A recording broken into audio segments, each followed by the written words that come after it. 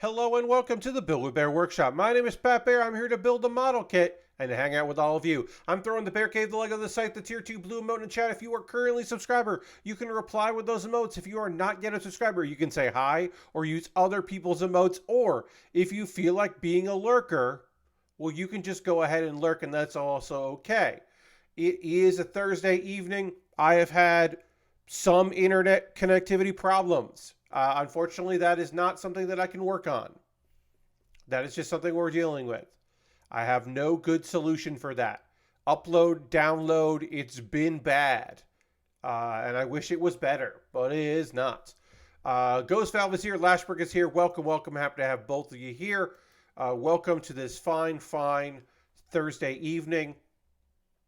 I'm going to let you know about a thing that's happening. So you might be wondering, you might be saying to yourself, Pat, why are you in Just Chatting and not in Makers and Crafting? You are normally in Makers and Crafting. Well, I am in Just Chatting to benefit you. For the month of November, I am taking part in a program where if you gift subs, hey, Lord Crash, if you give subs in my channel while I am in Just Chatting, or if you are new to the stream and you create you get a sub for the first time with me and someone else in this program, and you can click the link to see more about that, you will be able to get a reward here via Twitch for a 60-day free trial over at Crunchyroll for their Mega Fan Premium, which is their highest tier. So it's like the best quality,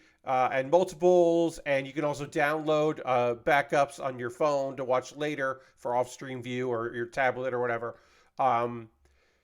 So that's if you gift subs, gift two subs in this channel or participating channels, but do it for me. Or you become a subscriber here for the first time with cash money here and somewhere else and participating, and there are a lot of streamers participating. Let's see, if there's anything else I have to say. You're going to have to create a new Crunchyroll account. You can't use it on your old one. You can't use it on your current one. And it does, if you use your Prime Gaming token, that does not count towards it.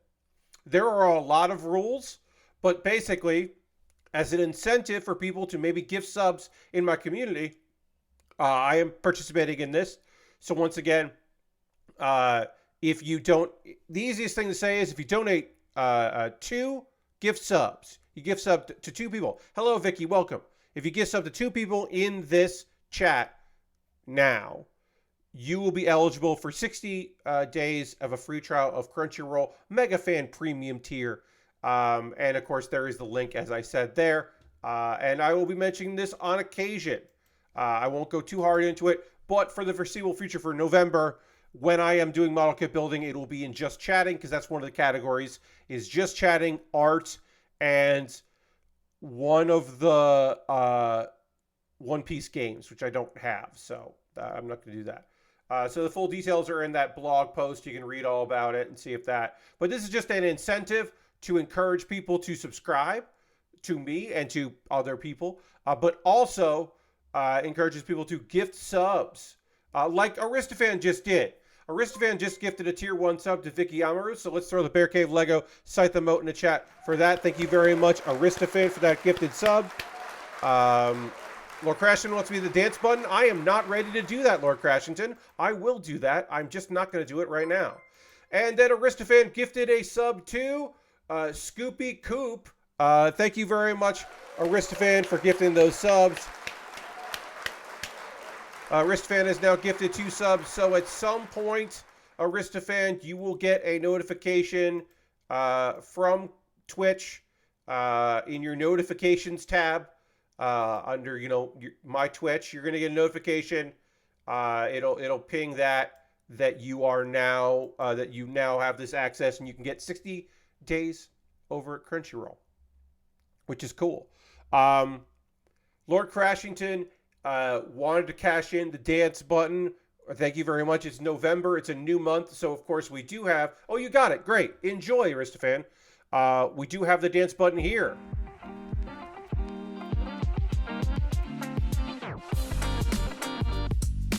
Oh, yeah. Our new song is here. It's doing things.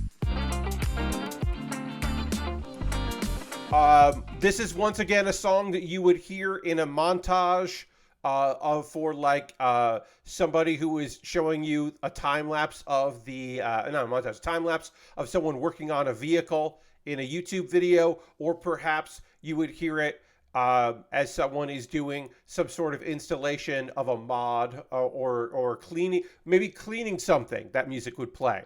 It's very YouTube montage or time lapse music. Business video montage of kids having fun in the park. Yes, Lord Crashington. Yeah, it's kind of got that vibes. But whatever.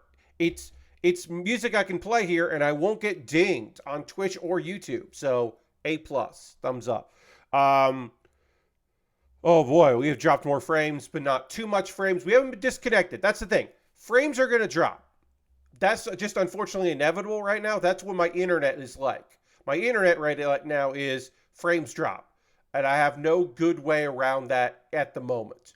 We're going to get into model kit building because that's what we do around here. Got a new kit from the past, the Dom Tropen high grade from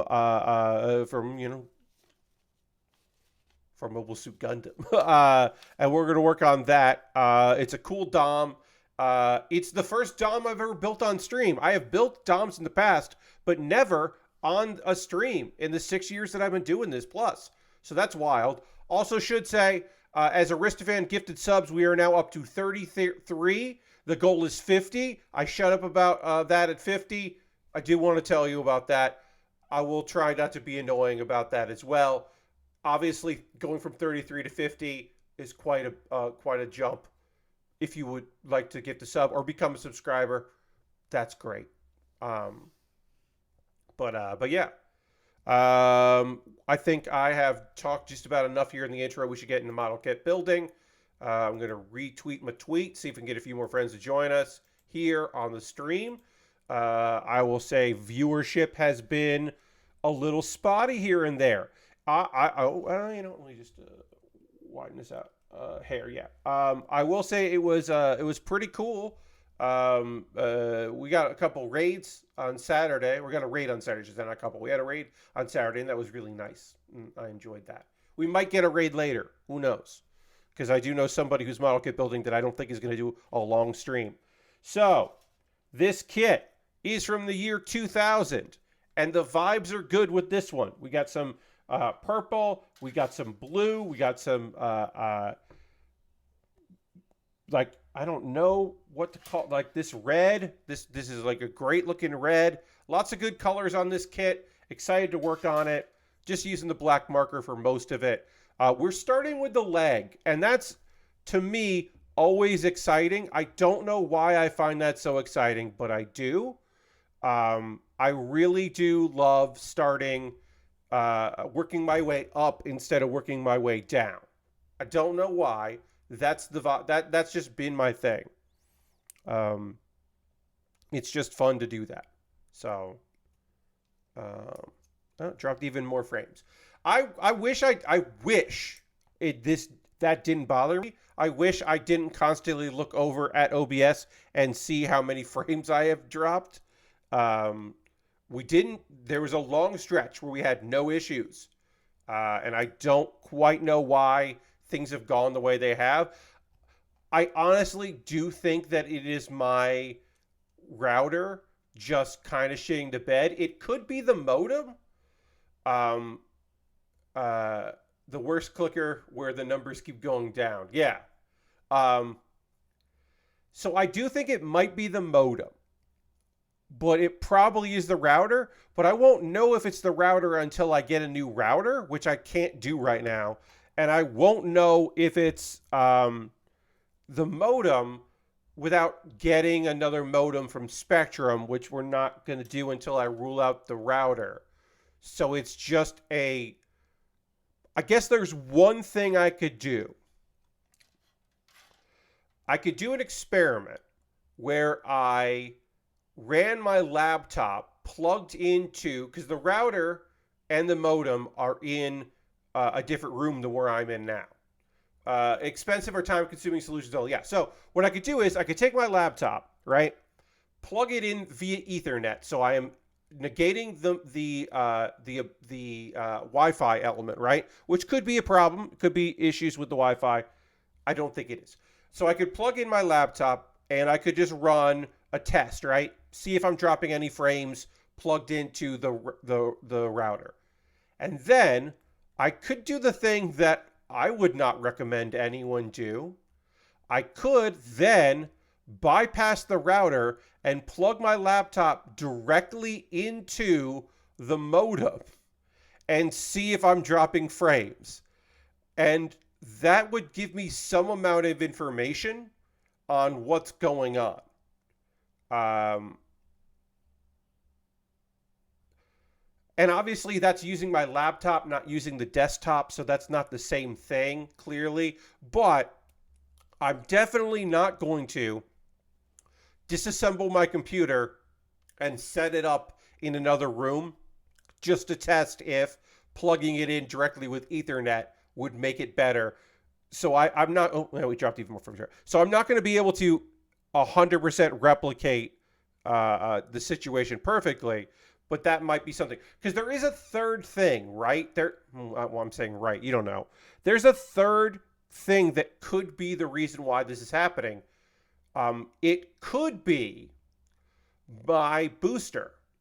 I have a Wi-Fi booster that my computer is plugged into. So the booster is in power, and it's basically setting up like a sub-network of the router, and connects with the router wirelessly. And then my computer, which does have a Wi-Fi card in it, is plugged via Ethernet to that. But it doesn't error out, and it seems to be working fine. I've tested it, and it seems okay. So it could be that is the thing. So it could be one of several things is the problem. And what I don't want to do is start buying things to find out it's not that. Now, the one thing I don't mind buying another one of is upgrading my router. Upgrading my router is a thing that I could easily do and should probably do because my router is old. It is at the very least 5 to 6 years old, and it does some heavy lifting. So I should, at the very least, consider replacing that with something better. It was not top of the line, but it was good. I bought a good router some years ago. It's on my wish list. At some point, I'll have to figure out if I'm just gonna have to buy one. But I have a better version of what I have now that is not top of the line, but it's high up there. It will be better than what I have. It could be that. It could be the modem, which we get as part of the cable and internet and phone package. I could put in a request for a new one of those. They are going to want a reason for that. And it would be, I don't know if I can give the reason, well, my internet's not, I can give the reason my internet's not working right. But then they can do like a test and go like, well, our speed test says it's fine, so I don't know what you're talking about. This is a fun little thing here. These pieces are identical. So their solution, instead of just doing one that doesn't have a hole in it, they just give you this to kind of fill it in because there is like, because it's a mass-produced thing, the actual, the quote-unquote actual suit would have something like this to designate that this is the outside one, not the inside one. I think that's kind of neat. This kit is going to be fun. I've heard good things about this kit. I got this one from Crunchyroll / Right Stuff, and I posted in the Discord about it, my Discord, if you're interested. And I basically said that my biggest surprise was how well packed things were. The box had lots of different kinds of cardboard inside it, both paper, cardboard, and also just small pieces. It was really well packed. The boxes came in great. It was a very pleasant experience.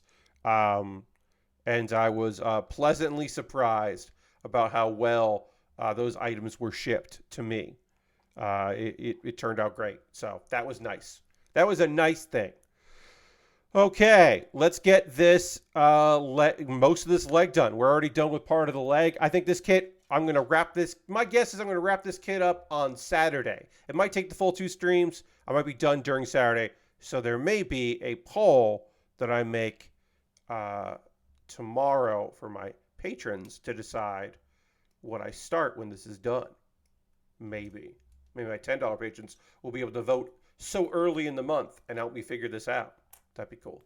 I have a plethora of news stories here to chat with you about. Some of this news is cool as hell. Some of this news is bad. Some of this news is weird. Let's see. Let's start with updates. Various updates of things and things that I have been talking about here. Bandcamp United, which is the union where the negotiating committee was, of course, part of the layoffs between Bandcamp, or between the sale from Epic and Songtradr, their new owners. Let's see. They claim that 2 companies violated the National Labor Relations Act by engaging in unfair labor practices. Songtradr finalized their acquisition of Bandcamp from Epic in September, triggering mass layoffs at the music distribution platform earlier this month. Layoffs that Songtradr said they didn't even know who got laid off because Epic did it. Clearly, Epic did it with consent and understanding of who should be laid off from Songtradr, but they were taking the heat of it because, the layoffs didn't come, blah, blah, blah. And we're happy to say we offered all these contracts and people have accepted them, blah, blah. And let's not think about who we didn't send contracts to. They all happen to be part of the negotiating committee. Weird. That's so weird, random and weird and random.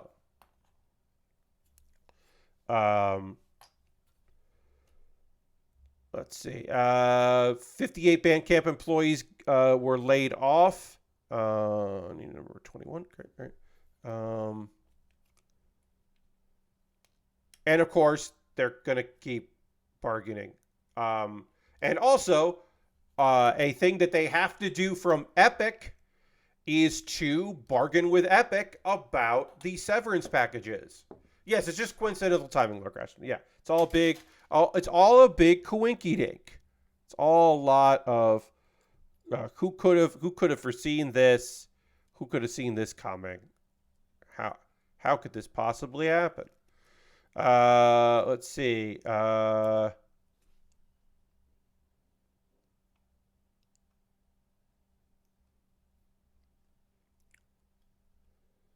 will be an investigation by the office and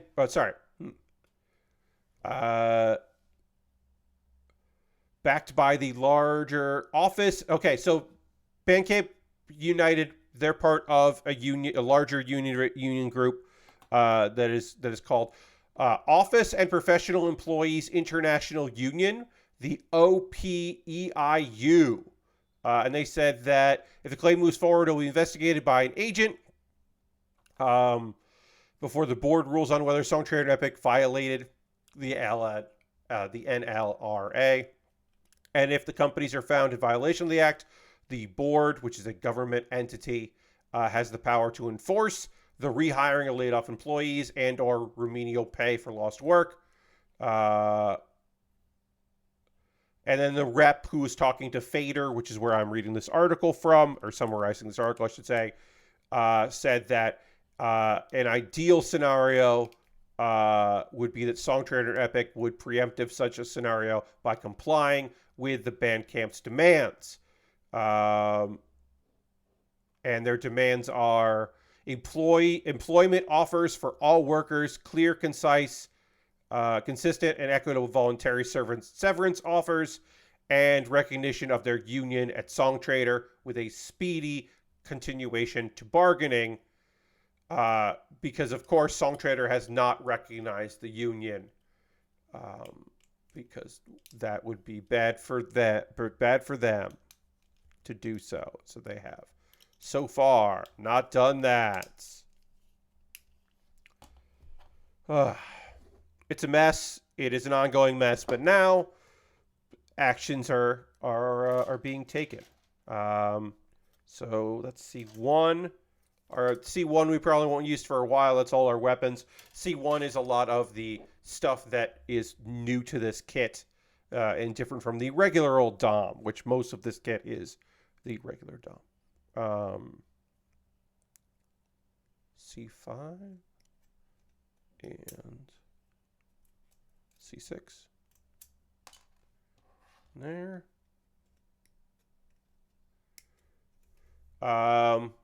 Yeah, let's see. Other updates. Hey, there have been several updates to the Xbox policy, the upcoming Xbox policy. If you're unfamiliar, Xbox is basically cracking down on non-authorized third-party controllers that were using Xbox because there is room for people to use that in cheating. And so that is their solution to the problem, is to just make it difficult / impossible to use those. And of course, many people who, everything from people that use them for accessibility, all the way to people that want fight sticks for fighting games, and PlayStation 5 locked down all that shit at launch. So they invested in Xbox if they already had USB fight sticks or something. So there have been several updates.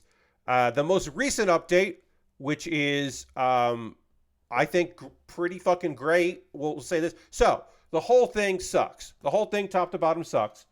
There are very few silver linings. One of them is a clarification of policy, which is Microsoft has clarified that users who connect USB devices through the Xbox adaptive controller for accessibility purposes will not be impacted by new restrictions. So, if you had some homebrew or you bought a third-party thing to use through the their adaptive controller, then those items do not have to be on an approved list. They don't have to. They can be whatever. Does that help fighting game players? No, unless they also buy the Xbox adaptive controller. Welcome. Hello, the Goof Cat and friends. Welcome, welcome. If you're new to the stream, I'm Pat Baer. I built model kits and Lego sets. We're working on a model kit called the Dom Tropen. It is from the year 2000. Just the year 2000. And it's an old, big purple kit that I'm excited to be working on. We just started it. We're starting with the legs, and we're going way up. And we're currently, you were born that year, Christ, laugh out loud. Well, the Goof Cat, I know you said that because you were like, oh, that kid is as old as I am. Weird. And it is important for me to say that you did not say that to make me feel very old. But I would have turned 20 the year this kit came out, during the year this kit came out. So I am older than you. I am more than twice your age, which is, again, okay and not weird. And part of being older within fandoms and anything is acknowledging, oh, what's up? Oh, yeah, I'm 43. Yeah, I'm 43. I do this now. I've been doing this thing lately. This is a fairly new thing for your boy, Pat, where I sometimes just go, wait, is this person a teen when I'm like getting annoyed about a thing? Or like, 43, you got your whole life ahead of you. I got some life ahead of me. You know what I mean? I am not over the hill. That was shitty. I'll get into my other point, but I want to make this point now. It was shitty how we said a lot of bullshit to people when they turned 40. We don't do that as much anymore, as far as I know. Maybe we do, and I'm just not hearing it. But when people turned 40, like, it always felt like it was just like, oh, over the hill. And it's like, oh, fuck off. What? Get out of here. Um, anyway, a thing that I am trying to do in my daily life is when someone says, I just found out about, I just learned that, and then they say a thing that I've known for 30, 35, 20, 25 years, I don't go. I try not to, at least. Or I try to catch myself if I go, the fuck? Yeah, everybody fucking knows that. Because no, they didn't know that. I learn new shit all the time. I learned that the guy that came up with burpees, the exercise burpees, his last name is Burpee. And he was a military guy. And every photo of him is fucking, was fucking jacked. But I've known about burpees for many years, and I just learned today that that the dude named it after himself. Like, I just learned that. And I'm sure there are people who knew that for many, many years. And if you knew that, you might even be like, Pat, you just learned about that guy from the Navy named Burpee? Yeah, I just learned about that. That's like fucking part of life. That keeps me from, I hope that keeps me from being a middle-aged man who is mad at young people. You know what I mean? Like, I'm hoping that is what's happening. Let me tell you about the initials of the dude who founded HEB. Ghostfile says, I just remember the XKCD about that. See, there you go, right? Like, I'm not up on that. I didn't see that, so I didn't know. But I think that, like, there's this gut punch. You know how, like, the positive side of it is young, like this thing that TikTok and YouTube and various places about kids who are listening, like the thing of like, I listened to this song for the first time, and they're like, oh, okay, and they're like vibing, and you're like, you know about that song, so you're like, hell yeah, they appreciated that song, or oh, I wish they liked that song that I liked at a certain point in my life, but I haven't thought about anyway, but now have strong opinions about.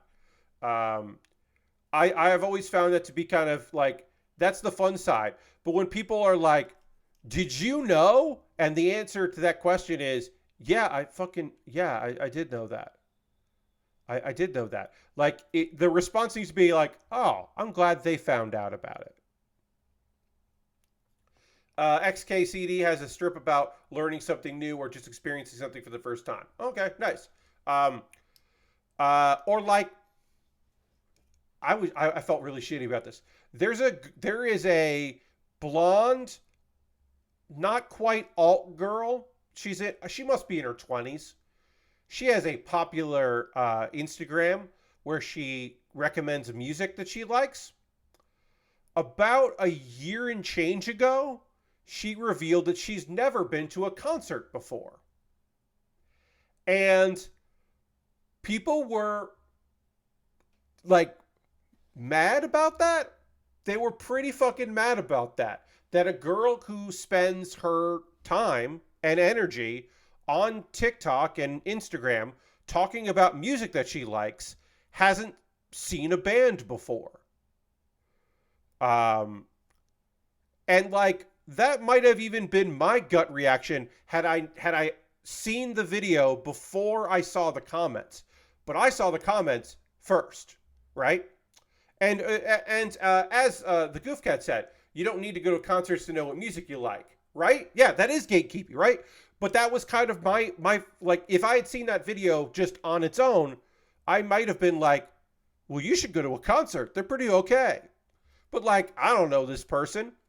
I don't know. Like, maybe how they communicate with the world is via making videos, and that is how they're most comfortable. And they are not comfortable in environments with a bunch of people.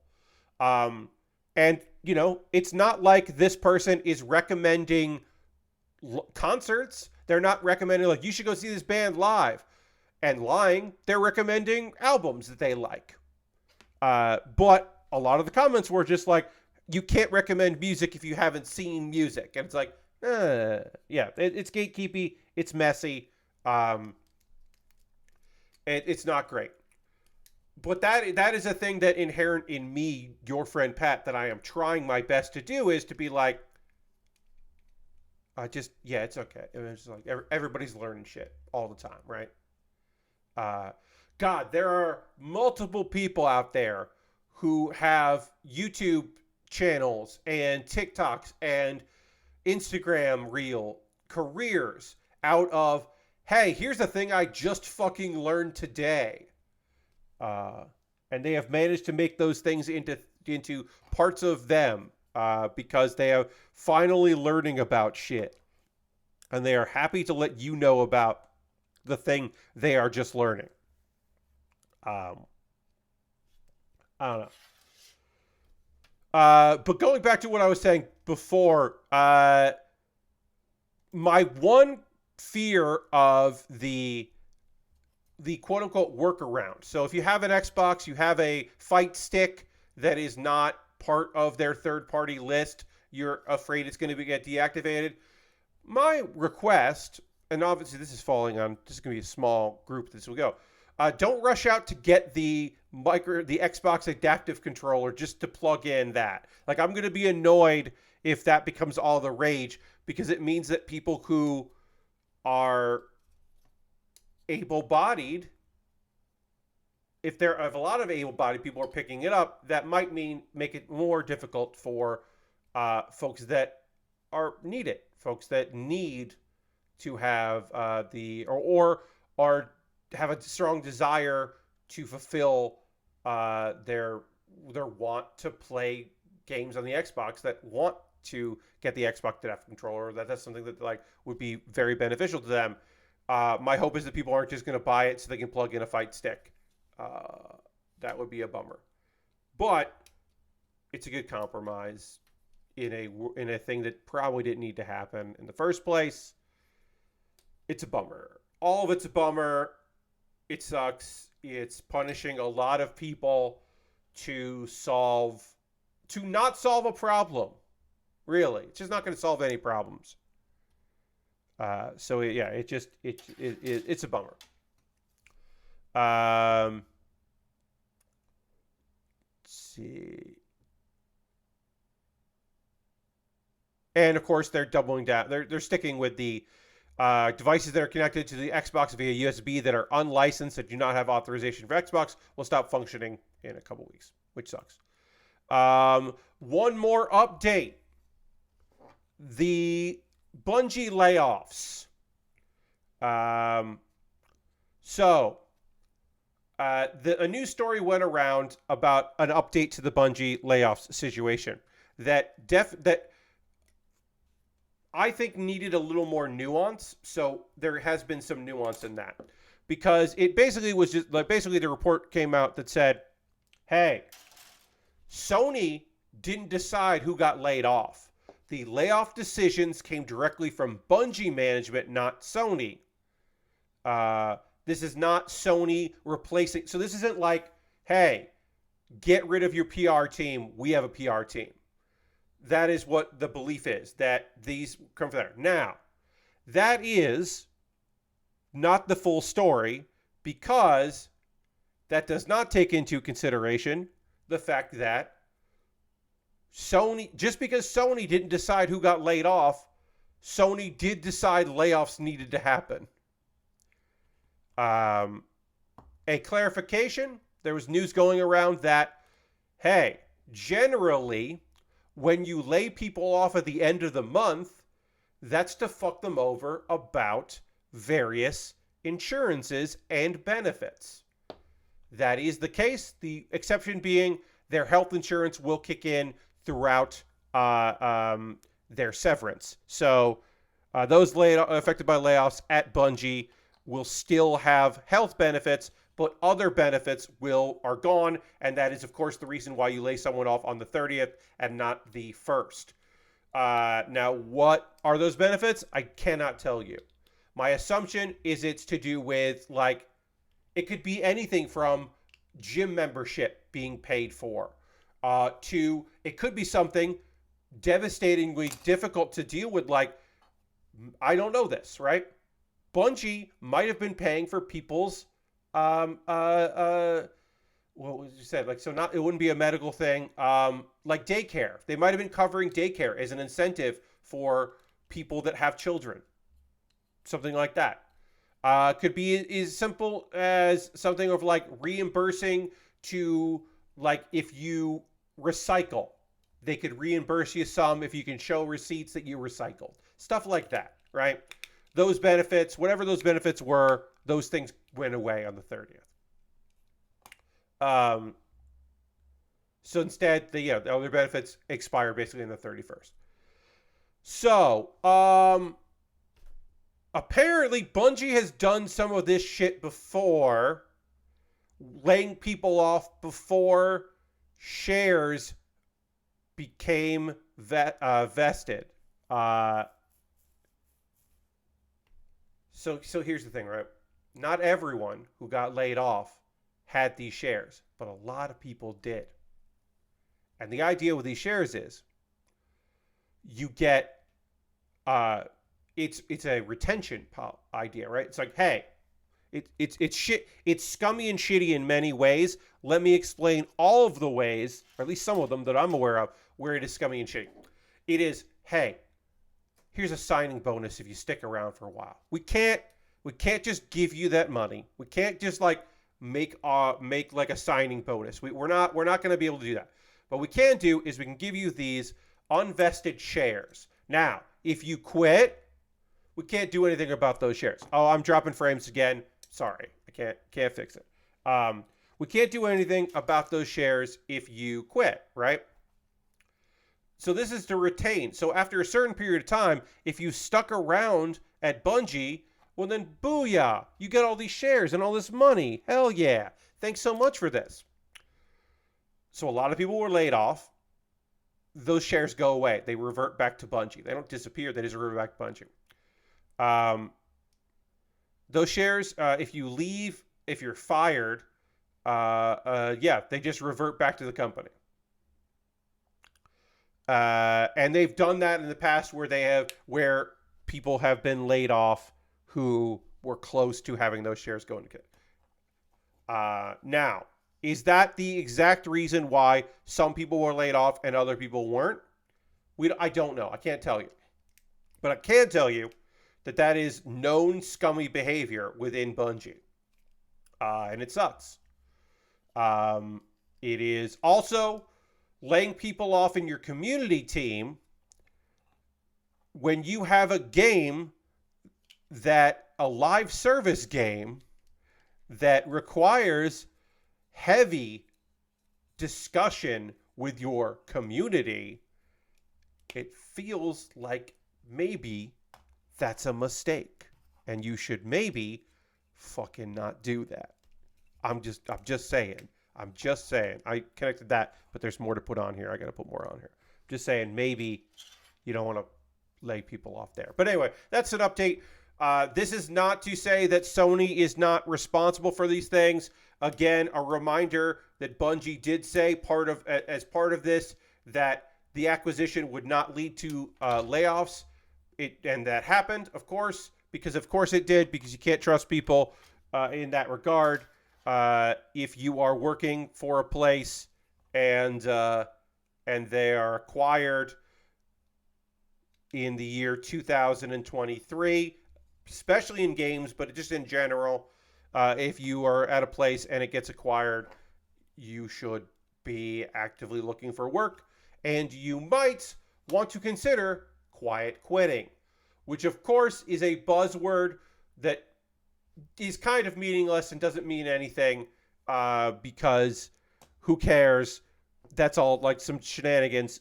Basically, it's trying to tell you that, oh, if you stop caring about your job, that's quiet quitting. And it's like, no, that's just the reality of working at a place that does not value your time, effort, or energy, only your output and the bottom line.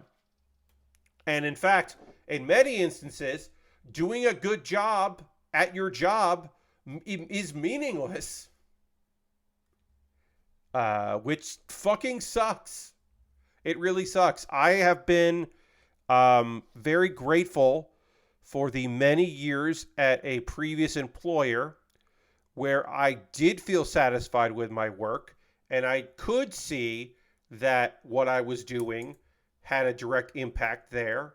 And my performance was, for many years, I did receive bonuses and raises for my work. I was certainly an advocate for myself and for people on my team, for sure. But I did feel appreciated for the most part. There were times where I did not, certainly. And towards the end, certainly didn't feel as appreciated.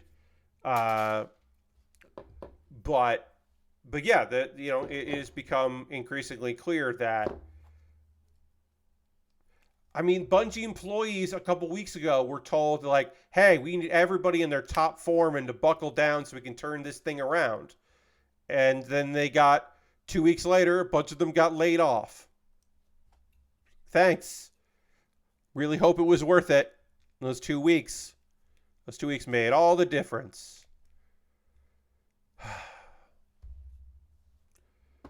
Let's see. We'll stick with gaming news. Yeah, let's stick with gaming news. Hey, Digital Eclipse got acquired by Atari. And that's weird. It's a weird thing. It's a weird thing to say. Now, obviously, Atari has gone through many, many iterations. And the current CEO, people have said that this was quoted by a bunch of people. Jeff Gerstmann mentioned it on Tuesday, and I appreciate Jeff saying it. Like the nicest thing you can say is he gets it. Apparently, the new CEO kind of gets what's going on. But Atari, many incarnations of Atari, have been in the business of being a company that is keen to remind you that they were a cool company at one point. They are in the nostalgia business. So it does make sense that they would, because this is not the first move. They have acquired other studios that do work somewhat similar to Digital Eclipse. Digital Eclipse, of course, makes new games, and they also make old games and collections of things. And yeah, they've also acquired another company that does ports. And it's, look, who the fuck knows? Digital Eclipse has an FAQ, and their first one's like, why? I love that frequently asked question, like, why? And it's basically just like, hey, we want to be a publisher with a big name. We want to keep doing what we're doing, and we need help to do that. And Atari's all in on retro stuff these days, so it makes some sense. Yeah, it does. Even if it is a weird thing, it does make some sense. But basically, they're like, we can do stuff besides work on Atari properties. We can do more of our gold collections. We can do new games. It's basically just like, so far anyway, they can continue to do the things they were doing. And they continue to make stuff. And then also there's some weird shit about Fig, and I don't know enough about how that works, but people have invested in via Fig, have invested in Digital Eclipse, and that's apparently, like, they're going to learn about that soon. More info will come out for those weirdos at some point. Maybe weirdos is wrong, but hopefully it goes better than most acquisitions these days. Yes. So if it's, we want to use your tech, we want to help you decide what you're going to be doing, we want the benefits of your technology, your in-house style. We want to do that with other stuff. Hey, Sin. The real question, will the blinking white guy endorse speaker hats? Yeah. So the thing that's funny about that is that's a different version of Atari. That's not this guy. That's the last CEO's reign of Atari. Speaker hats and hotels is not this guy, which is funny to say. Let's see. But basically they're just like, yeah, we wanted to do this. Kind of makes sense. But yeah, now they're going to be in there. Yeah, that was Atari Hotel Atari. Yes. Speaker, but here's the thing. Atari Speaker Hats is a good shorthand for what the fuck is Atari and what is it going to be going forward.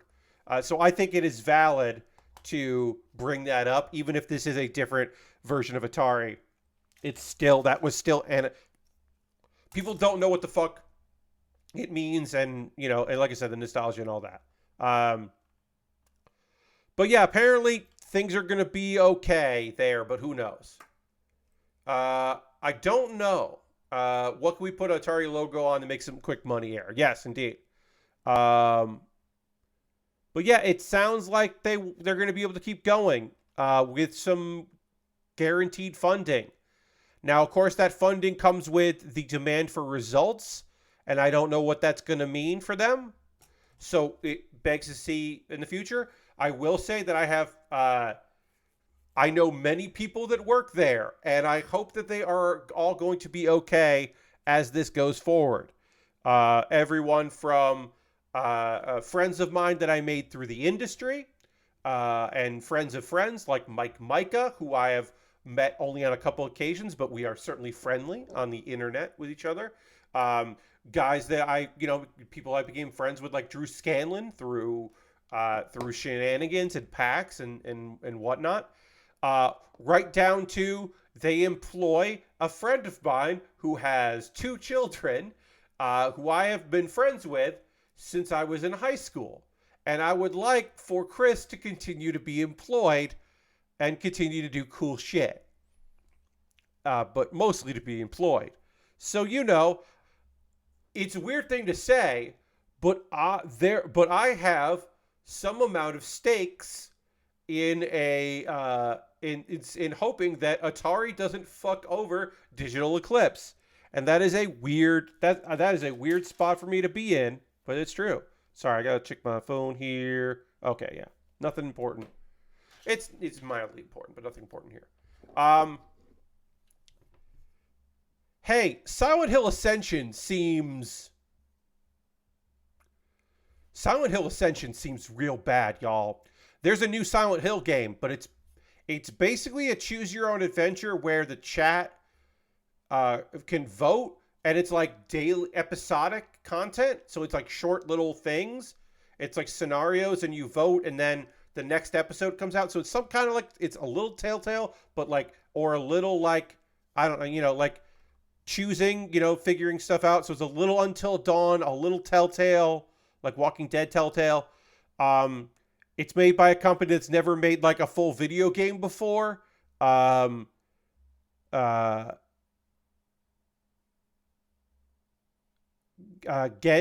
that make massive interactive entertainment. It seems really shitty. It just seems like unbelievably bad. Kind of like amazingly bad. And also the chat has been closed because they couldn't figure out how to do, they couldn't work moderation. So Sin points out that it feels scammy. The scammy part to me is that there's a battle pass where you don't really get anything. Now, you might get more things, but they haven't gone out of their way to really spell out what you do get for their battle pass, which again feels bad coming out of my mouth that there's a battle pass for this thing. Why is there a battle pass? So there's a bunch of stuff happening in chat here of people seeing things. So apparently, the number of people for the first episode, the number of people typing at the same time bogged down their auto mod so much that it stopped responding, or it was delayed so much that it couldn't catch up. So a lot of shit got past it. Like, for instance, the N-word, which would be on anyone's auto ban list. So their mod team had to go in and do all of the moderation live as it was happening, and they did not have a lot of people doing it live because they, again, did not think that the first game in a cult beloved franchise that has not had anything new about it for many years, they did not think people would come and look at it. People did. And then, of course, for whatever reason, somebody got mad at a thing. Like, well, there's a good reason. They got mad, and so a mod apparently blocked Kojima's name. And then a bunch of people were spamming stuff. There were people who were who were watching it on live streams and encouraging their viewers to also join the live chat in there to figure out things. So there were memes that were happening, and some of those memes were hilarious, and some of those memes were unexplainable. I want to see the update. But yeah, basically, by the time the second episode happened, they were just like, oh yeah, we're done here. We're just done here. I'm looking for the update on the story. And then the guy who's working, like the people that are, so here's the thing. It was mentioned that it seemed like a scam, right?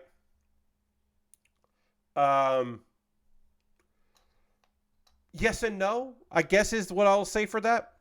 The fact that this game, this interactive experience that is technology-wise does not seem to be fully fleshed out or thought out.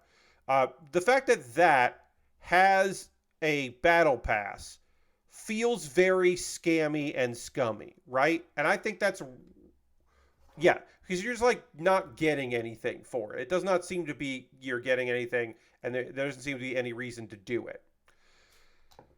But I honestly feels like Konami got a developer to make this game or experience who is not in any way, shape, or form prepared to do this. And if there were, obviously there's a remake of Silent Hill 2 coming out, and there's Silent Hill F coming out. Imagine if this came out after one of those games came out. That people who love Silent Hill or got into Silent Hill because of live streams or speed runs or whatever that came late to it, they've been like, I've been a Silent Hill fan for 10 years and I haven't been able to play a new Silent Hill game. I can't wait to play a new Silent Hill game. Imagine if those people got one of those games and then this came out. It would be an oddity. Instead, people that have been waiting for something got this. I want to look at the beginning of this Kotaku article. The last mainline game came out in 2012. So it's been over 10 years since there was a mainline game in the franchise. So you can understand why some people would be hopeful that this would be good. To be fair, it's going to be a tall order for that SH2 remake to not get basically the same treatment. Well, it won't be. Here's the thing, right? That's a whole other issue. That's a whole other problem. That is, again, another Konami problem of Konami is having people do this remake, and those people are controversial at best, maligned, it all does unfortunately come down to Konami. Now, maybe this group that's making this interactive thing, maybe they're in over their heads and they should have fucking been like, hey, we need more assistance. We need to push this back. We need, starting on Halloween is all good and all, but this is not ready for prime time. We need a lot more help with this. Maybe they should have been more insistent. Who knows? We don't know those conversations. But we do know that they weren't ready for it and that shit sucks. Yeah, indeed, right? So it is a combination of problems. A hungry audience, instead of getting a nice treat, got something that makes a Silent Hill Pachi slot seem like a better alternative. Yeah, it's not. And also the idea of like short things where you're going to learn, and there's some interesting ideas along with this. It's just it would have needed to have been better, and it's not. Clash Gorilla, play the arcade game. There you go. There you go. I'm going to talk. We'll probably talk about wrestling on Saturday. We'll get into a bunch of stuff about wrestling on Saturday. We will talk about the energy drink. I will just say that we will talk about the results of Crown Jewel, which I will not be watching, but I will definitely look up the results for, because the results, while the show itself can be skipped, the results they are storylines that progress and all that. I will say, for the first time in a very long time, there is a pre-show match. WWE has kind of done away with pre-show matches in the last couple of years. Sami Zayn is going to face JD McDonough? JD McDonough. I've never said his last name out loud before. JD McDonough, who is not in the Judgment Day, but he is in the Judgment Day, facing Sami Zayn. That is a feel-good moment to get some cheap audience pops for Sami, which is nice, because also there are not a lot of Muslim wrestlers on the card anymore, because they got laid off. Two of the other ones got laid off. So Sami in there feels like, oh, hey, we got Sami Zayn here. Yeah, so that's the pre-show match, but that was the only new match that was added since we talked about it previously. But we'll talk more about Crown Jewel after it's done. I will give results during Saturday stream, because it is in the US at least, an afternoon show. So we'll find out what happened in those matches. But yeah, we'll chat more about that in the future. And of course, again, probably more information about the energy drink nonsense that is out there with fucking Ric Flair. God damn it, Ric Flair. Cool. Energy drinks with mushrooms in it, made by people who also make cannabis drinks, of which Ric Flair also has one. The cannabis drink is not the official energy drink of AEW going forward. It's the regular mushroom-infused energy drink. The one that is, I said I wasn't going to talk about it. I'm at least going to say, clean energy drink.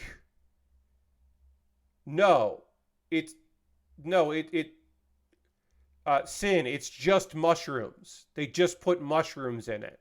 They just put non-magic, they just put wild, good-for-you mushrooms in it. But they call it clean energy drinks. And that doesn't make sense. I don't know. It's an energy drink with mushroom powder in it. Powdered mushroom in it, probably. I don't know. It's just an energy drink with mushrooms in it. I don't know what else to tell you. There's nothing else I need to tell you. It's mushroom juice. Yeah, it's mushroom juice.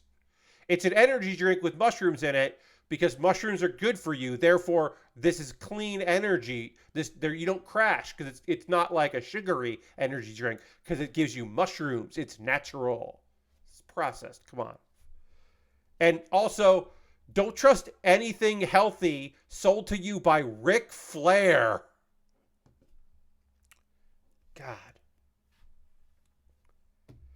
God. Also, don't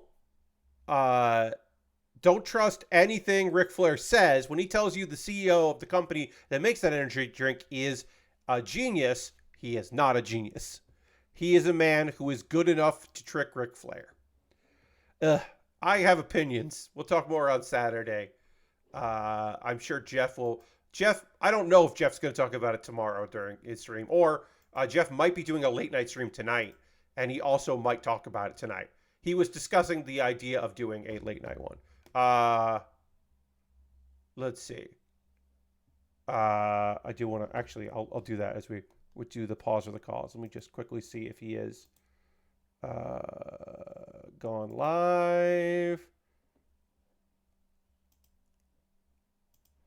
Let's see. Has he gone live? No, he has not yet. Or news.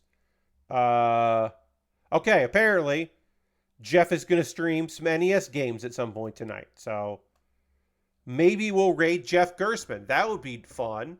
I don't know if it was streaming by the time we start. But we might raid Jeff Gerstmann later. I don't fucking know. Anyway, but right now, hi. I'm going to talk to you about ways you, that's right, you, the viewer, at this very moment can support the channel and what I do here. Everything I'm about to tell you is optional. Everything that you don't have to worry about, you know, like if you don't want to, if you can't afford it, if you're not interested in supporting me financially, don't worry about it. You don't have to do anything about that if you don't want to. If you would like to, that would be great. First and foremost, if you're currently a subscriber to the old Build With Baer Workshop, you can throw the Bear Cave, the Lego, the site, the Tier 2 blue emote in chat. Being a subscriber is the easiest way to support what I do here through cash money. You know, you got your, you know, link your PayPal to your Twitch account and send me the money that way. Or using your Prime Gaming token. If you have Amazon Prime linked with your Twitch, you get a token. You can use that token for somebody. If you want to use it for me, that will be swell. You could gift a sub into the community. We had 2 gifted subs from Aristofan today. Aristofan is now the top of our gift sub leaderboard. And of course, bits and coins always appreciated. But I do want to mention there is one other incentive for being for gifting a sub, which is I am currently in the just chatting category right now to unlock a thing for you, which is if you gift 2 subs to my channel, or anyone participating in the program, but let's be real, I'm doing this so you would help me out. If you gift subs or purchase 2 subs for participating streamers, so if you've never purchased a sub for me before and you become a new subscriber and you purchase a sub someone else, or just gift a sub and whatever, yes, it's the Subvember is a thing happening. There's just a benefit, which is the Crunchyroll Mega Fan Premium membership for 60 days. You get 60 days as their top tier thing. If you want, it's a free trial. So basically, you gift 2 subs to me. You benefit your friend Pat with gifted subs. You get a thing. You not only do you help out somebody in the community who now doesn't see ads and gets cool emotes, you get a thing. It's just a little incentive. It's programmed. That's why every stream where I am not playing a video game will be in just chatting to take advantage of this. And those are all ways to help me out here on Twitch. But there are other ways to help me out. Like, you could always just go over to where is it? Why is it over there? Go over my Patreon, patreon.com/PatBear. There's a $1, $3, $5, and $10 tier over on Patreon. Different rewards for different tiers. Consider joining my Patreon if you are so inclined and so interested. I'll be running a poll tomorrow for my $10 patrons to decide what I should be building next. So I have something in the queue. You can go over to my YouTube at youtube.com/PatBear. Obviously, subscribing to YouTube, free. If you haven't already jumped on my YouTube, please do. If you would like, while you're there, you can become a member. And for $2 a month, you get my Wednesday videos on Tuesday. So you're always a step ahead. You'll be the first people to see the first episode in the first week of January when I debut a new project, a new Wednesday project. Let's see. You could do that. Those are all monthly ways to support me. There's also one-time donations if you would like to just once in a while help me out through PayPal or Stream Elements or Coffee. Everything I make through direct donations through YouTube, which includes AdSense. So watching my videos does help me. Through Patreon, through Twitch, all goes into a fund, and I use money from that fund to buy model kits. I bought this kit that I'm working on right now, the Dom Tropen. I was able to pick up the Dom Tropen off of a sale. It was on sale, but I managed to get it in another kit because I had funds available because of your generosity. So past you is helping present me and also present you. Now, if you want to help out future me and you also want to decide what becomes the next thing that I build, well, you could buy something from my Amazon wish list because it will jump the queue, become the next thing that I build, and it also, it will get its own dedicated YouTube video about the thing that you've purchased called Mailbag. Sin just gifted 2 subs to Trueheart78 and Battle Cow 2020. Thank you very much. Let's throw the Bear Cave Lego Cite the Moat in chat and thank very much to Sin for those gifted subs. Sin, you should see in your notifications from Twitch at some point, you will see a notification. How did I miss 2 emotes? You will see a notification in your My Twitch that will be a way to get your Crunchyroll free trials. And thank you. And of course, mostly, Just Under Spicy says, hey, Pat, hope you're doing well. Thank you very much and welcome, Just Under Spicy. I'm doing my ad reads at the moment, but then we'll get into more model kits. I'm dropping frames, and unfortunately, I can do nothing about that. I have no control over the drop frames that are happening right now, other than to apologize, but I cannot do anything about it. Over on my Amazon wish list, I've got model kits, I got Lego sets, I got inexpensive things, I got expensive things, I got knockoff Lego, I got real Lego, I got all kinds of old model kits and new model kits and expensive model kits and cheap-ass model kits. I have a couple pieces of gear because having gear is good. It's nice to have stuff like that, to have some equipment, a variety of things that I would love to, make streams easier and also have kits to build in the future. Oh, great, Sin, it popped up for you. Excellent. So enjoy that. My alternative to Amazon is I have a throne wish list. So if you'd like to buy something from my throne wish list, you're more than welcome to do that. Same thing, dedicated video, all those things. And then also, we'll get back to building soon. USA Gundam Store. You buy a gift card at USA Gundam Store. You send me a gift card code from USA Gundam Store, which goes to, you could send it to Whispers here on Twitch or my DMs on Twitter, because my DMs are open. I will use that gift card code and I will buy something from USA Gundam Store. You could even make a suggestion. If you saw something in USA Gundam Store you think that I should buy to build, you could make that suggestion if you wanted to. That is the most convoluted way to help me out. I have a Discord if you just want to hang out in my Discord. If you want to be with like-minded, cool people and hang out in the old Discord, you're welcome to join it. We would love to have you over on the Discord. Let's see. Other things. Pat Bear's Anime Club. I know that Halloween ended, but the way my schedule worked out, the video that I currently have up, the most recent Pat Bear's Anime Club, because I'll have a new one going up on Monday. Yes, I have a new one going up on Monday. The current one is a Halloween-themed one. It's like not spooky anime. You could still, hey, here's the trick. You can watch non-spooky anime anytime you want. So just consider it 3 anime I'm recommending in a video. And watch that. And again, on Monday, I'll have a new episode up. And then Baerly Rehearsed is an ongoing video series where every week I write and perform a piece of comedy, which I have rehearsed some amount of. It is at least barely rehearsed. This one is a guy who has a lot of free time on his hands for a very specific reason. And that's the video, and it's funny and pretty short, and I would say you should watch it because you want to know what the punchline is, because there's a punchline. Spoiler alert, there's a punchline in the video. It's pretty good, and I feel like not a lot of people watched it, and I would like more to watch it. Yeah, it did not get a ton of views. That's the 44th of 52. I'm going to do 52 of them because that's the year-long project, so watch more of that. All right, I'm going to talk about some anime that I have been watching, and then we'll get into probably talking about some games and things. But let me get my hashtag anime ready. But first, I am going to dramatically transition back to the overhead, and part of that dramatic transition is that I'm going to drink some water because I desperately need it.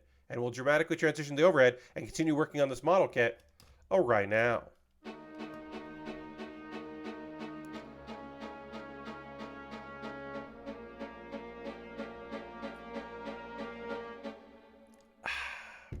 All right. Let's continue working on this leg, and then we'll start panel lining stuff on it and all that. Let me tell you about some anime. So, at this point, I don't know if I don't love this show anymore. I know I talk about it every week, and just about every week I say that I miss the goofiness of this show, and the seriousness is fine, but it's not particularly great. But there is something about Helck that I really like. And maybe I've convinced myself because it's one of only two shows that I'm watching right now on High Dive. So maybe I'm trying to convince myself that paying, that money a month for High Dive is worth it because I am watching two shows weekly. I don't know. But I am watching them. Uh so yeah, I should probably tell you more about this show and what's going on in here. Anyway, we're still in flashbacks. I think next week might be the last flashback, maybe. This is episode 17 of, I believe, 24. Actually, you know what? I'm going to look this up. I believe it's 24. I legitimately can't believe that so much of this show is a flashback. It is kind of wild.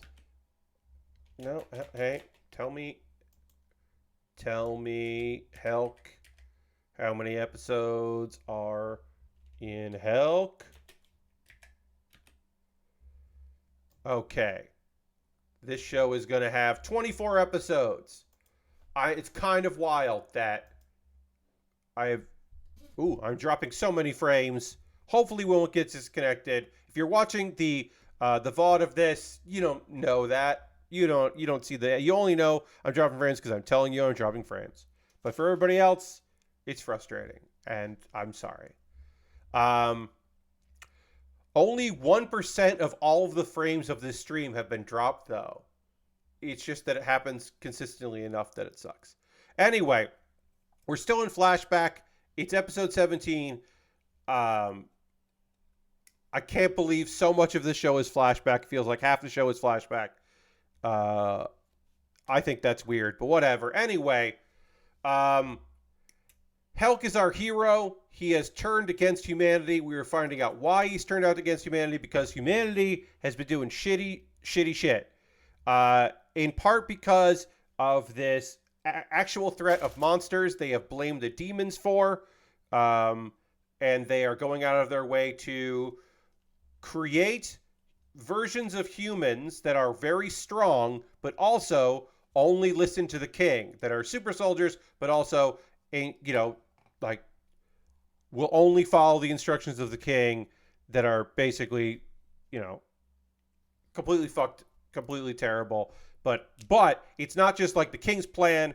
A lot of people are on board with this plan because they're like, yeah, they're serving the kingdom and getting rid of the demons. We don't care if the demon lord was killed, but there are still monsters. Well, we just have to kill more demons. It's like, it's obviously not the reason why. Come on, it's obviously not that. It's obviously not that. You're just being fucking evil. And then basically the guy who's in charge of this program that has turned Helck's brother into one of these, evolved beings is like, hey, Helck, just join us. It'll make a lot more sense if you just join us. And Helck's like, fuck off. And then Mikaros tries to kill him using the hero killer sword, which is a sword meant to kill heroes. Kind of a last resort. And then Kless, his brother, kind of snaps out of it, at least for a moment, the control he is under, and cuts off Mikaros' hands. And then the king takes over Kless again and tells Kless to kill Helck, to kill his own brother. And then Kless takes the hero killer sword and kills himself. And it's, I was complaining about this is like a show that started off very goofy and very silly. I do believe the past few episodes, it has earned this kind of very difficult moment. Uh, and the man that we know, Helck, who we didn't understand why he was, why he killed his brother, why the hero that defeated the Demon Lord, why the human kingdom was one of the human kingdoms was after him, and he was an enemy of humanity, and why he hates humans, and how he could kill his brother, we now know, and it makes a lot of sense that that's what happened. Helck is kind of struck, and then he gets enraged by a dark aura, and it looks like he's going to just kill the council. He is going to kill all these people that pushed Celeste to this, and then treated him like, that he was worthless. And he's going to get his revenge. It's revenge time. But his friends that are with them, like, talk him down. He passes out. And then he wakes up in a cave, and he finds some bounty hunters, and they're just like, yeah, your friends fought really hard for you to be able to escape, so you're only alive because of them. But, they're captured, and they're going to get executed. Publicly. And so then the episode ends with Helck rushing to the kingdom to try to save his friends. And I'm just going to assume he does it because he is alone, because after the events that happened here, again, he joins once again, I must stress, pretty fucking comical series of goofiness that is the various trials to become the new Demon Lord. It's a silly thing. And he, it's probably a little too silly, but, it was very silly. And so it is strange that we're going from that, like, to a flashback, that he was acting so weird and silly while deeply mourning the loss of, at the very least, his older brother. If not more people that may go as well. He may be unable to save. We don't know. So yeah, I don't think I can recommend Helck right now. He says 17 episodes into it, but I want to see where it goes, and I want to see how season 1 ends. It makes total sense to me why this was picked up for a 2-core. Like, you don't do this. You don't just do, like, him goofing around and hanging out and then a little bit of flashback. And the flashback is, it's important to the story. It's just the rest of the story to me is not as engaging as the first couple episodes. It kind of lost me. Once, like, the real plot kicked in, I've liked it less. And that's a shame because I want to like the series. And I just don't as much. And then Bullbuster is the other show that I want to chat with you about. Bullbuster is the mecha show this season that I was watching and then kind of stopped watching, and now I'm watching again. I believe I have episodes 3 and 4 to chat with you about. But basically, the mech design in this show is very much, these are construction equipment that we have turned into machines because there are mysterious monsters that showed up on this island, and instead of just destroying the island, this small company that works for a larger corporation called Namidome Industries, apparently the giant beasts are on this island. Word is not spread, and they're trying to reclaim the island for various peoples. And of course, this is a small company with this guy, Okino is our main character. He was a guy that dreamed of, like, he designed these machines, the Bullbuster. He designed the Bullbuster, and now he gets to pilot it. It was never the plan for him to be the pilot. He was supposed to just be selling this equipment and training people to use it, but now he's the pilot of it. So he's kind of getting his dream. So you get a little bit of that. Again, this is This business that is trying to defeat the monsters and reclaim the island is just a small business trying to get by. It's like a weird situation comedy that also has big robots and big monsters. And it's not great. What's this? In a year where we got the second half of Witch from Mercury, 2024 gave us the second half of Witch from Mercury. This is not anywhere near Mobile Suit Gundam Witch from Mercury. Like, just, it's not. There's just no way it could be. It is very much not in the conversation with that at all. Do not consider it to be anything similar. But it's fun. It's a fun bit of business. And I got 2 episodes to talk to you about. Okino was supposed to upload some stuff about the Bullbuster to the company website, and just to be like, but he accidentally uploaded the wrong information, and so he uploaded information about the monsters. They're not supposed to be talking about that. Basically, they're trying to keep everything from reaching the public, not just because it would cause a panic, but also they don't want the government to get involved. They want to try to keep this. Nami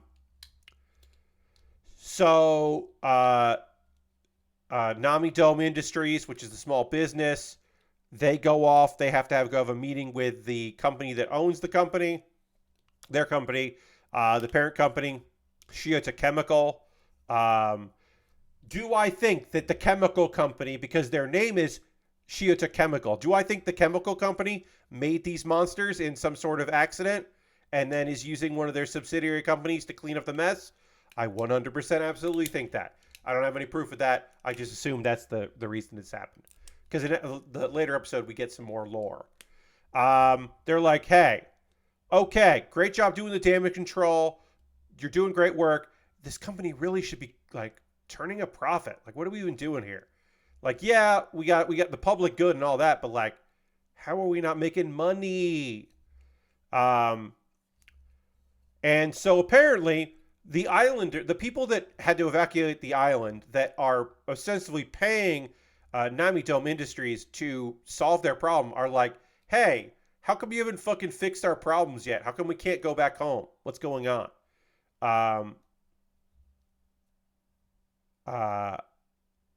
Okino is thinking about resigning, but he gets talked out of it.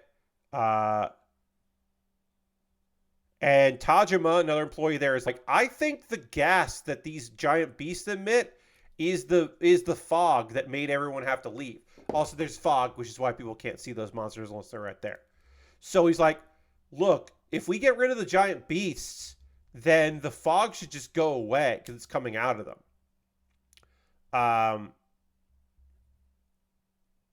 And then we have Urmi, who's trying to, like, figure something out. She just, like, can't bring herself to, like, kill a monster. It's just the giant beasts just can't do it. Because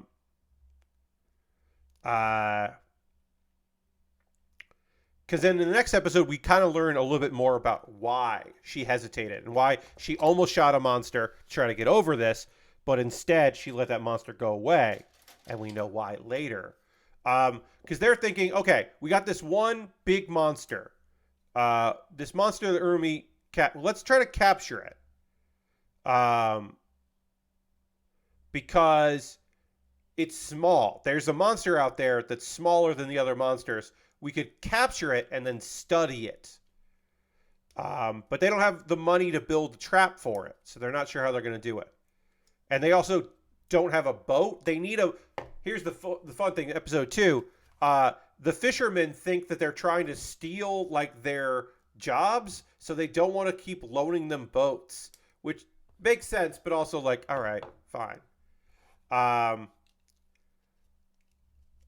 Okay, so then they're going over the first mission, and that's when the thing that Arumi was thinking, she comes to the realization, hey, that small giant beast, this, it's giant, but it's still smaller than the other ones. Okay, I wasn't crazy. That's my dog.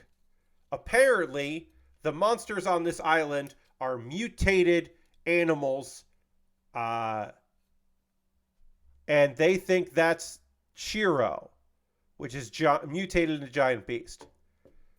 Okino convinces a coworker to build a new trap. They get a boat from apparently there's a patron who is supporting them. Maybe we'll find out who that is. Right now they're a mystery. They get a boat. They head to the island to set the trap, but then another giant beast shows up and attacks them. Because guess what? Somebody snuck onto the island. A fucking YouTuber. They didn't call it a YouTuber, but a YouTuber snuck on the island and disrupted, and they have to chase down this streamer and get them to safety. Muto gets hurt. Arumi is using the Bullbuster to try to keep the giant beast from getting into the sea, because the giant beasts so far haven't thought about swimming, but this one is thinking about swimming. And then Okino takes the Bull Rover, which is the older model thing that he made the replacement for, to the island to kill that big giant beast. And then the episode ends with them successfully trapping Shiro, the monster that was once a dog. So this is, now we got some lore. Now we know that these monsters, at least one of these monsters, was a mutated animal. Maybe all of them are mutated animals. That also makes me the thing that I thought about when I saw the previous episode from last week, because I had watched that one last week.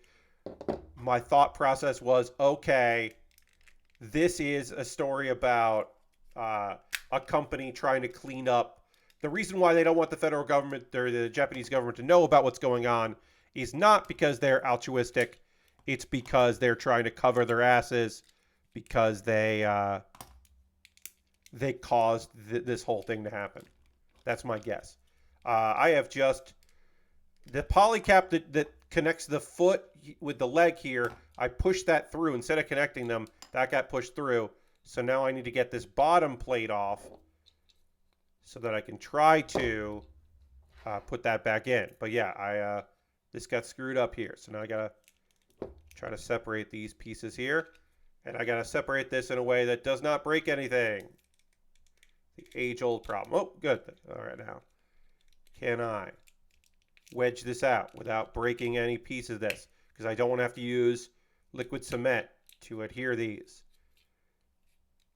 Because I don't know, maybe someday I want to take it apart. Oh, we're dropping lots of frames again. My apologies, everybody. Hopefully that... Oh, looks like we're back here. Yeah, so these drop frames, luckily we're not getting disconnects. And they're not like, you know, knock on wood. We're not getting disconnects, and they're not like causing heavy problems. But this, Lord Crashington, this is a big chonker. The DOMs are big chonkers. This is no exception to that. We got ourselves here a grade A chonk. Okay. So this is a little chipped. That's why that popped out. So there's no good way to do this. I'm going to just have to hope that I can get this connected without it popping out again.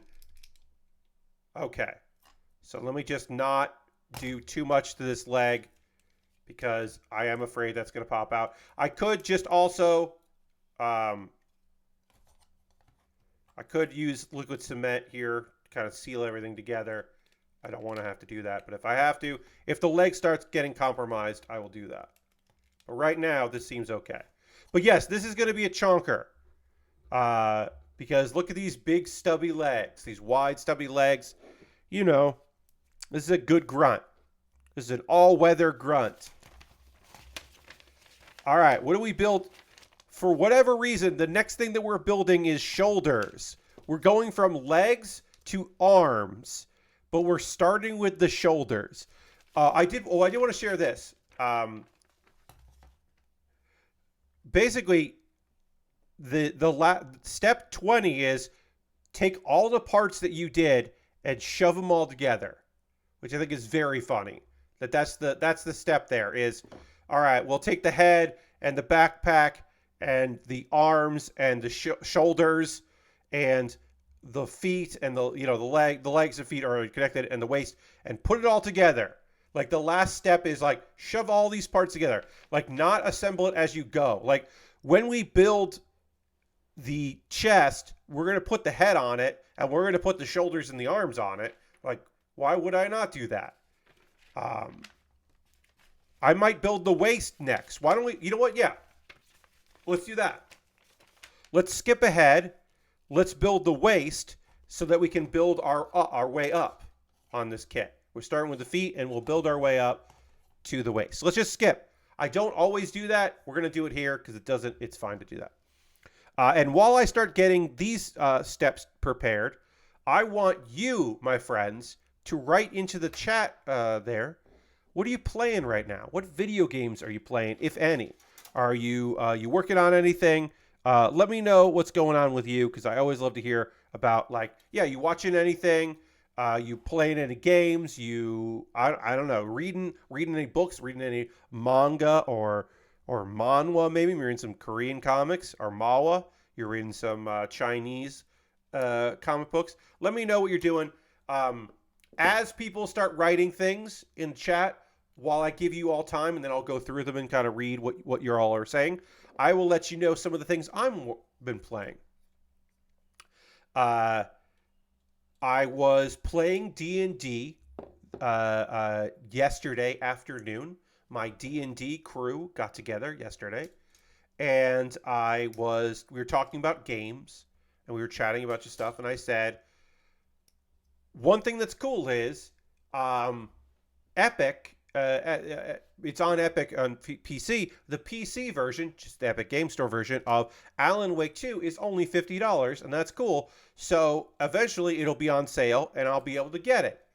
And then a friend of mine who has a job, a very good job, they are the person that said, before I agree to be in a D&D group, you have to promise me that this is just a group and no one is going to try to convince us to monetize this or to be like a let's play, like a real play or anything like that, because I can't do any of that shit because of my job.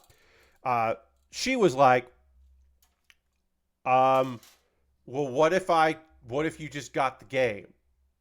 So now I have Alan Wake 2. And guess what? Alan Wake 2 is fucking pretty great. Saga, great character. Alan is still kind of out there and still kind of not quite like, Alan's going through a lot. Alan went through a lot. Alan's got a lot on his plate. I am not trying to come down on Alan Wake, but like, it's good. The shooting feels fine. I wish the shooting was a little better, but that's okay. The combat, it's atmospheric as fuck. I've gotten lost as Saga quite a bit. There are secrets that I do not have that I will probably try to do later. I am enjoying it a lot. I'm still playing Hearthstone. That's still my daily driver game.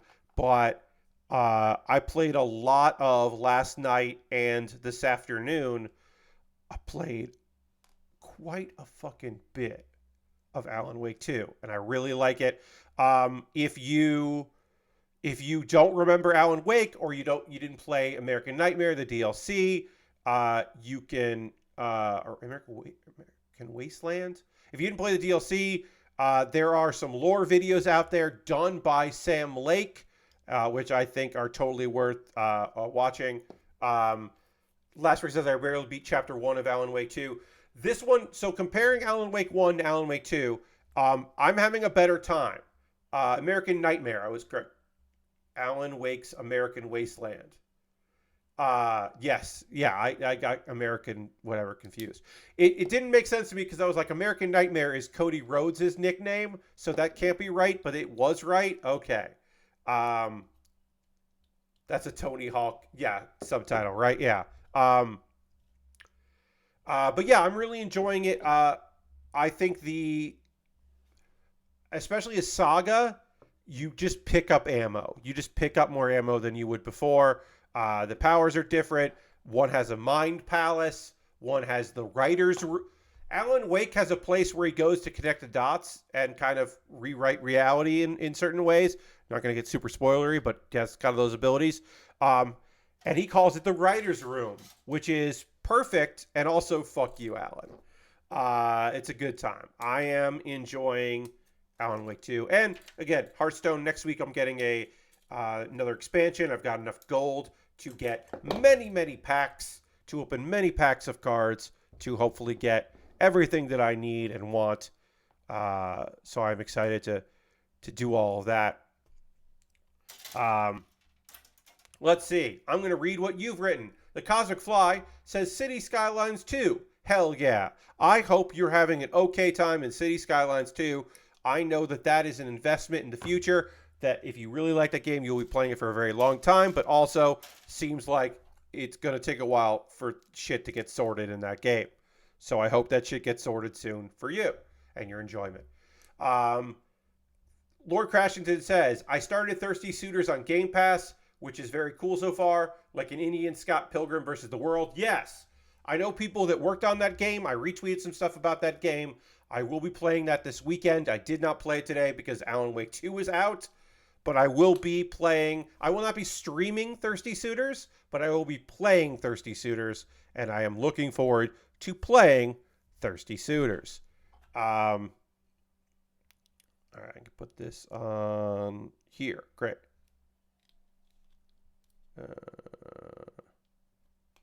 Yeah. All right. Backpack piece or back piece connected. Sin says, I attempted City Skylines 2, but also think about SteamWorld Build has on that Anno 1800 sickness. Also Alan Wake 2. I gotcha. Lord Crashes has been watching more My Hero Academia as the Liberation stuff is heating up, and I'm glad the kids got a holiday break party and such to relax before shit goes down. Yeah, like the Christmas party stuff. Like, yeah, there's like light moments, and there are some joys out there. There's some highs before the inevitable fucking lows and the realizations and the thing that for I am not going to say this because even though it has happened in the anime, when it happened in the manga, people freaked the fuck out. There was a character that has existed in My Hero Academia for a very long time, and people were like, I wonder if that character is this person. And then people were like, oh, no, it couldn't be that person. And it was like, maybe this character is that person. And that character is that person. And it, like, freaked some people's being. It, like, really messed some people up. And it's some heavy shit. And it almost got me to like a character that I don't like. I still don't like that character. But I at least understand that character a bit more than I did previously. So, I guess good job storytelling. But yeah, it gets a lot. I like the extreme tour guides personally. I hear you. Yeah. Totally. American Nightmare, Alan Wake's American Wasteland. That's a Tony Hawk subtitle. American Wasteland is a Tony Hawk subtitle. You're right. Wristfan says, glad you're enjoying Alan Wake 2. I've only put in a few hours. I've been a bit intense. It's been a bit intense for me this week. I'm sorry to hear that, Wristfan. I hope that things shake out and become less intense for you soon. Instead, you've been playing a dungeon crawler called Labyrinth of Galleria, which has been fine. Hey, you know what? Sometimes games don't have to be good. Sometimes games can be fucking fine. Sometimes games could just be like exist and be pretty okay, and that rules. So I'm glad. Lashberg says, I started trying to catch up on Nextlander Watchcast stuff. So you watched Righting Wrongs, which is a wild movie, and Train to Busan, which is still really good. Yeah, turns out Train to Busan, a fucking banger, and it holds up. I rewatched that movie not too long ago because I saw a clip of it on social media, and I was like, oh yeah, Train to Busan. Fuck yeah, Train to Busan. I'm gonna watch this again. Turns out I was right to watch that again because it still fucking whips ass. I don't keep up with watch along. I get them a week behind because I am a tier on the Patreon where I get the Watchcast and I get the I do get the Watchcast in the regular time. That's right. I'm not saying that correctly. I get the Watchcast, and I also get the Ramblecast a week later at that tier. I just don't always watch what they're watching, and movies makes things easier, but I don't, I'll say this, I don't watch a lot of movies. I just don't ever really watch them. That's kind of not my vibe. It's kind of not the thing that I am here to do. That is not how I spend my leisure time. My leisure time is often watching weird shit on YouTube while also reading manga. And then I focus on anime. But I have like so much weird YouTube shit that I watch. Oh, these have to go in second, or can they go in now? I can't tell. I'll find out in a second. But yeah, there's just like, I don't know. I just found that I don't watch a lot of movies these days.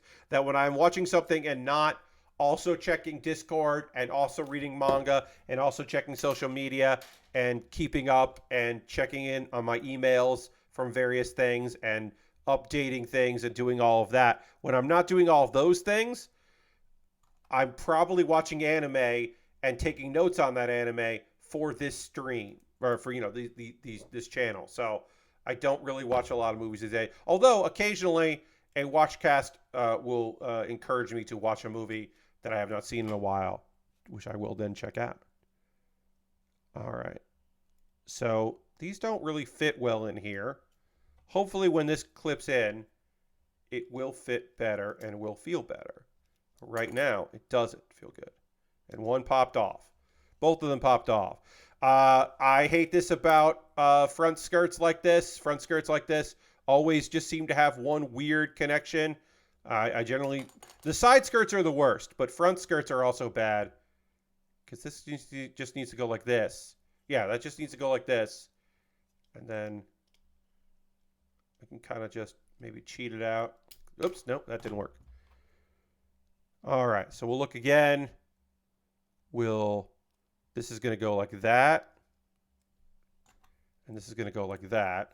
There's no other way that those can go. But they don't really clip in here. They just kind of fit in there, which is frustrating. I've been catching up. Lashberg says, I also bought a sealed copy of G Savior and watched that for the first time. Honestly, not as bad as I was expecting. Yeah, I mean, here's the thing. G Savior is not good, but it's like, it's got heart. Like, the people that made G Savior were trying to make something cool. They didn't fully succeed, but like they were trying. It's not like a cash grab. It does feel like a passion project. It's just a misguided passion project. Lord Crashton says, I've been catching up on Shift F1, Drew and Danny's F1 podcast, where they're talking about their bonus Patreon podcast about some related movie show. Is the first 5 episodes of Initial D. They're finally doing Initial D, huh? All right. I would actually kind of love to hear their thoughts.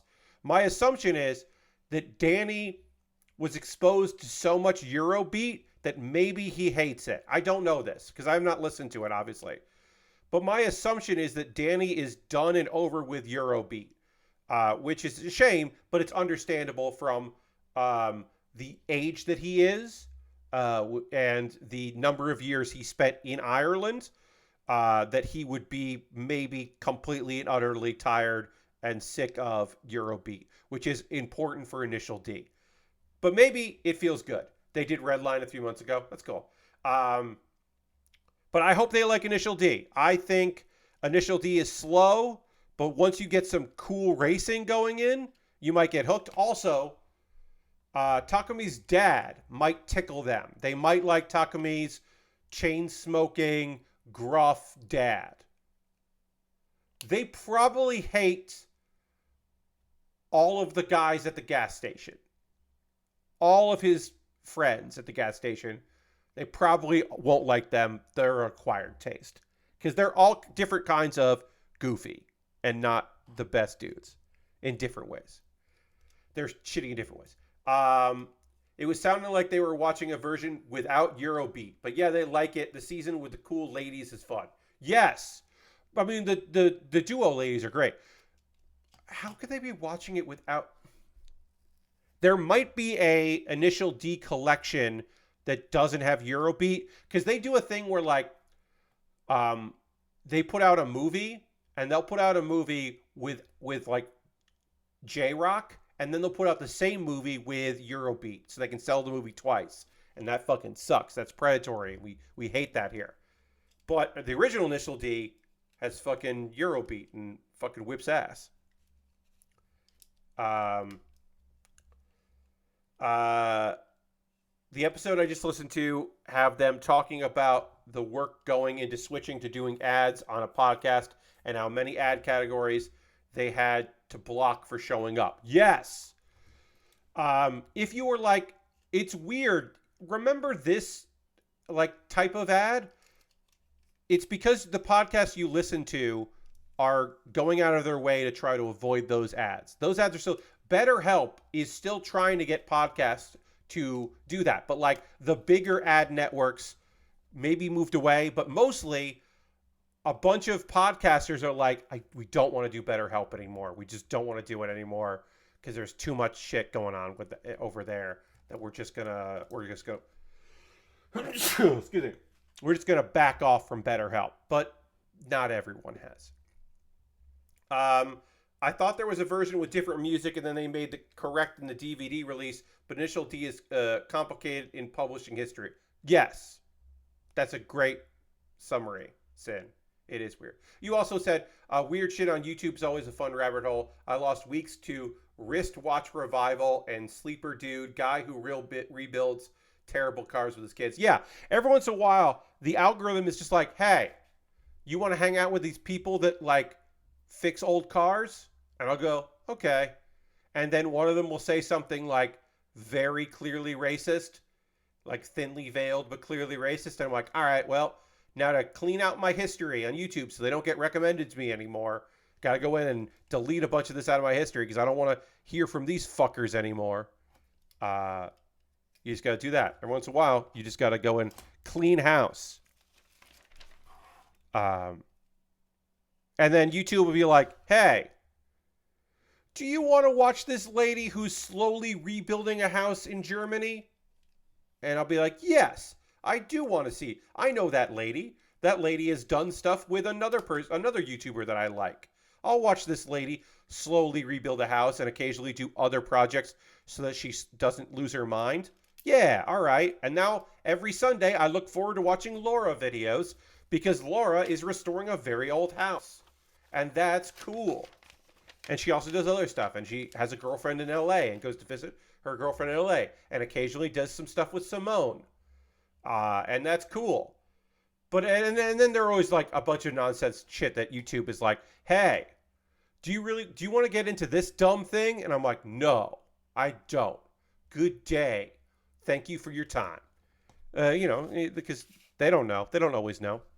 All right, we did the waist here just because I like the idea of literally building from the ground up. So we're going to do the chest and the backpack next, and then we'll do the head, and we're going to do the arms after that, and then we'll do the weapons. So we have jumped around, a thing I rarely do. But I really like the idea of starting with the legs and then the feet. We should have started with the feet, but whatever. We start with the legs and the feet, then we did the waist, then we're going to do the chest, the backpack, the arms, the head, or the head and the arms, whichever. We'll do one of those. Whatever order we want to do in. Depends on when I want to put. The only two stickers we have on here. Grocery hauls and 40 reviews were a thing of importance. Oh, 40 reviews. Yes, 40s. Reviewing 40s. Totally. I did go down a rabbit hole of grocery hauls. Grocery hauls there are two categories of grocery hauls. People who are like, hey, I buy a lot of groceries in bulk for my family. And I'm a grocery haul influencer. You got to do the first one. Because the first one aren't doing it for the clicks. They're doing it because they need an outlet for their weird habits. They're the true weirdos, and I love them. The influencers, I don't mind influencing. I am somewhat of an influencer myself. Which is a weird thing to say, but it's somewhat true. I'm a very limited influencer, but I am. But the people that are just like, I'm a brand ambassador for Yum. I was like, nah, I'm out.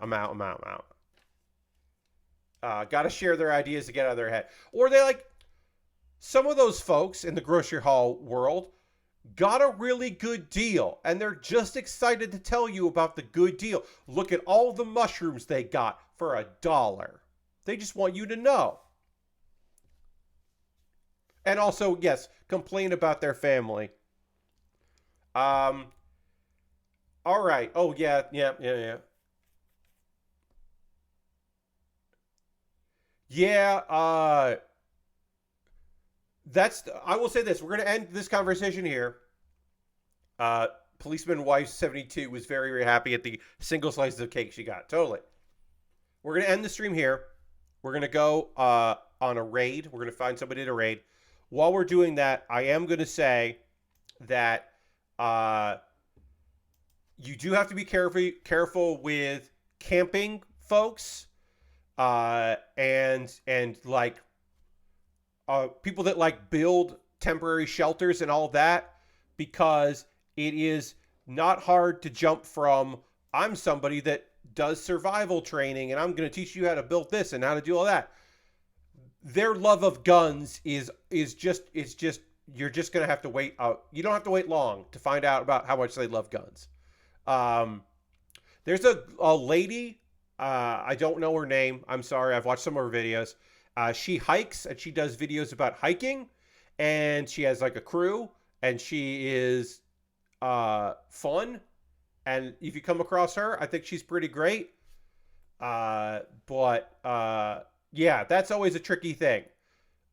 Steve, the guy who um, does weird camping, like illegal camping, um, he seems great. He went through some rough shit recently, and I feel for him. But camping with Steve is fun, because you get your like, I'm camping behind this bush that I should not be camping in, or I'm camping in this abandoned house.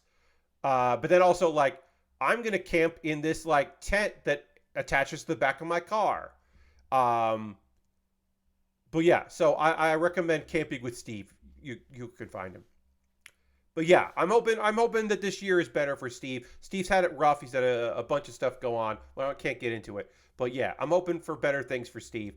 And I'm hoping for good things for all of you. I'm going to switch to this shot, which I should have done before. I'm going to wrap up the stream. We are going to go on a raid. That is how we end every stream around here. We're going to find somebody cool, doing cool shit out there that we want to hang out with. And we're going to go share the love with them. Uh, Jeff, we're going to raid Jeff Gersman, because I've got to mod, we got to raid Jeff, and then I got to go and mod for Jeff. So let's do that. Oh, good. Sebmall is there. That's good. But I don't know how many other people are here. So I got to mod for Jeff and do my job. So we're going to raid Jeff Gersman. Maybe you've heard of him. He's playing NES games, and he's ranking NES games. He's got to rank those games. So we're going to go raid Jeff. Thank you all so much for hanging out here with me, your friend Pat. I hope you have a great rest of your evening. Come back on Saturday where we'll drop even more frames and continue working on this cool kit. We did a bunch of this kit and it feels good. Thanks so much for hanging out with me. I hope you have a great rest of your night. Thanks for coming along this raid. I'll see you in the future. Goodbye, everybody. Goodbye, goodbye, goodbye, goodbye. Goodbye, goodbye.